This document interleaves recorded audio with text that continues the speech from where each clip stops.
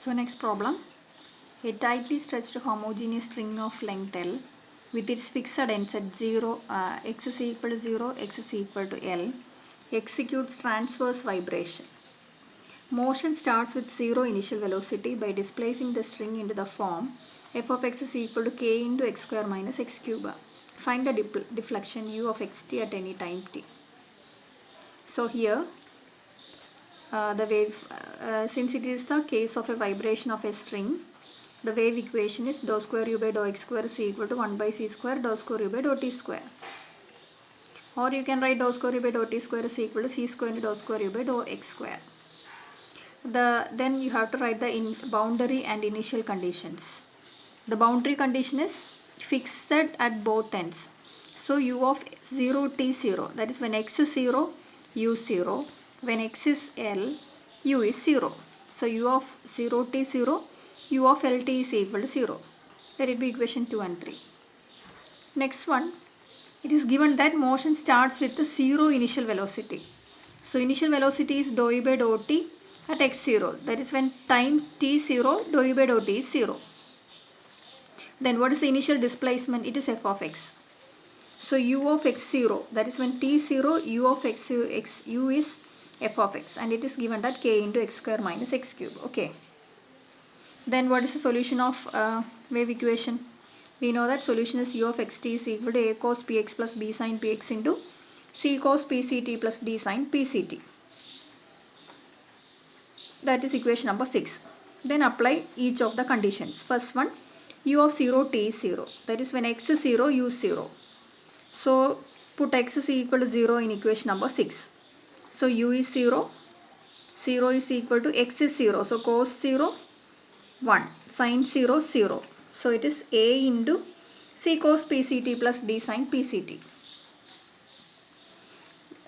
This product is 0 means a is 0. Okay. We have already seen all these cases. So a is 0. The same procedure is here. Then a is 0. Then what is the solution becomes? Solution equation number 6 becomes u is equal to a0. So b sin px into c cos pct plus d sin pct. Okay.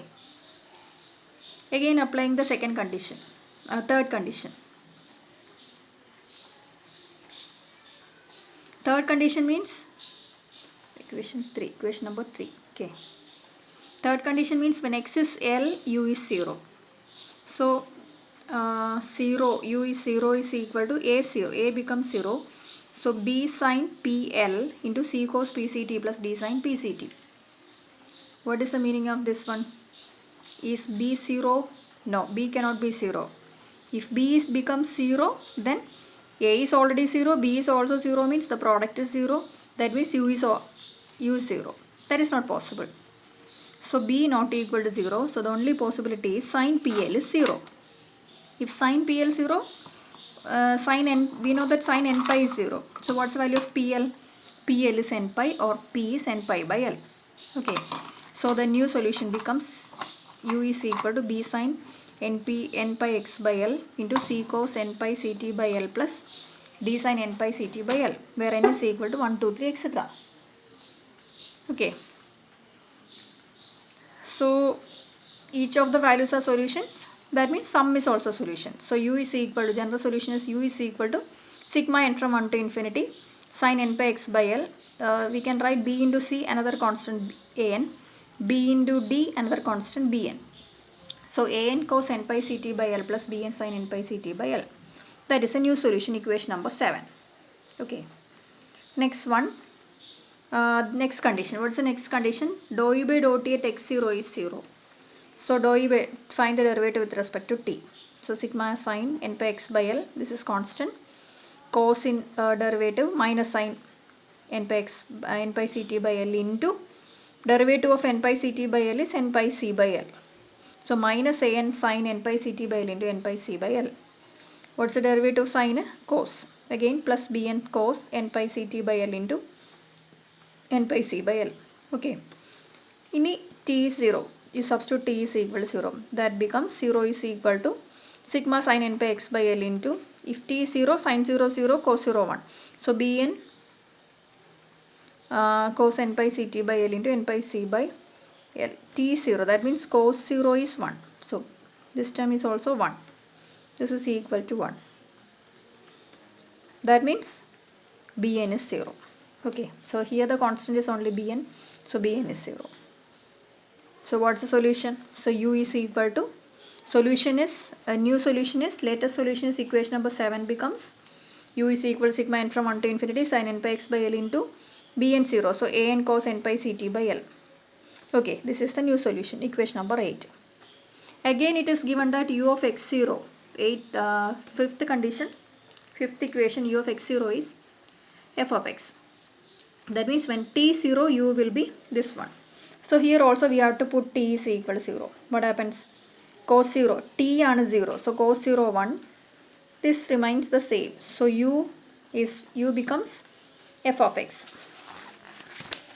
So it becomes f of x is equal to k into x square minus x cube becomes sigma kn from 1 to infinity an sin n by x by L. Cos is 1. Okay. So this is, we know that this is the Fourier sine series, because as we expand this sigma n from 1 to infinity, we get terms containing sine only. That means it is a Fourier sine series. So we know that Fourier sine series, what is an? The coefficient an is 2 by L integral 0 to L f of x into sin n by x by L dx. So here what is f of x? This one is f of x.